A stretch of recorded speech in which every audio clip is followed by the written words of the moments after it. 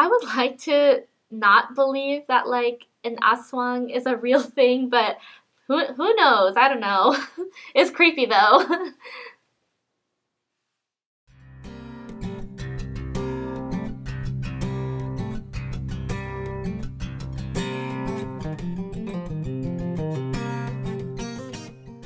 I guess I don't believe in all of them just because, you know, you haven't seen it, so you can't really believe it that much. Oh yeah, no, I absolutely believe in them. It makes you question things sometimes. I'll just leave it at that.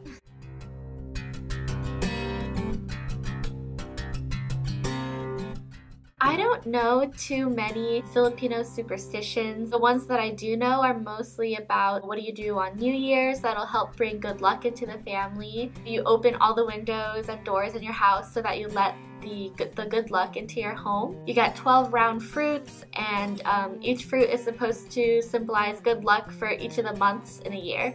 Or Philippines mythical creatures. The most popular is always this creature called like the aswang. It's sort of like a vampire, like you compare it to a vampire werewolf sort of thing. They go after like pregnant women and they try to eat their baby. Yeah, it is all sorts of just nonsense. It really creeped me out like when I was little. There's like different type of superstition where I can't do things just because it will bring bad things to me. Like when we go, I guess, camping, or we go like on a hike or whatever, whenever we're leaving, we're not supposed to say like, oh, let's go home, like let's all go home or whatever, because like you might bring someone that's didn't come with you back. You're gonna have to say, oh, Abby, let's go home, oh, Teresa, let's go home, oh, and all your friends' name before you, like, while you're going home.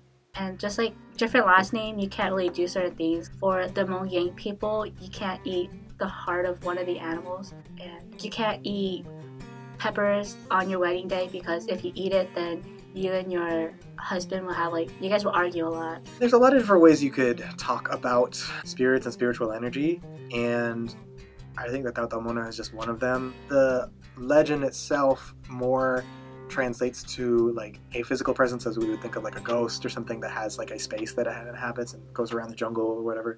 Legend has it they like to, you know, stay in the banyan trees in the jungle. If you don't ask the Tautamona permission before going to the jungle, you might get pinched at night. There's a rock off the southern point of Guam called, I think it's called Fu'a Rock.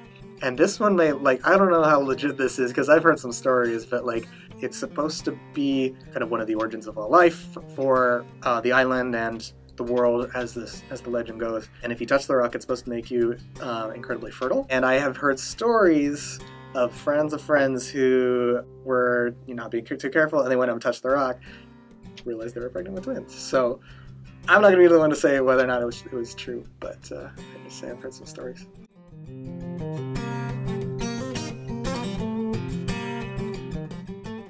To be honest, my parents never really talked that much about superstitions in our family. They would just pop up like stories here and there, but they weren't like always, you know, like shared and told to like me and my siblings. I think it's really important to like keep the culture on, because it's always really good to have like that a part of you, like even if you don't believe it, it's always like good to know, because if you don't have like something to base your culture on, like then you don't really have that, like a sense of, oh, I'm Hmong, or like I'm Filipino or whatever. Like if you don't know these like superstition, like even if they might be a little silly.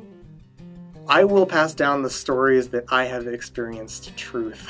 I wouldn't want to perpetuate any ideas about any particular cultural identity that I haven't experienced as true for myself. So, yep, where I can and where I feel the right energy, I will, for sure.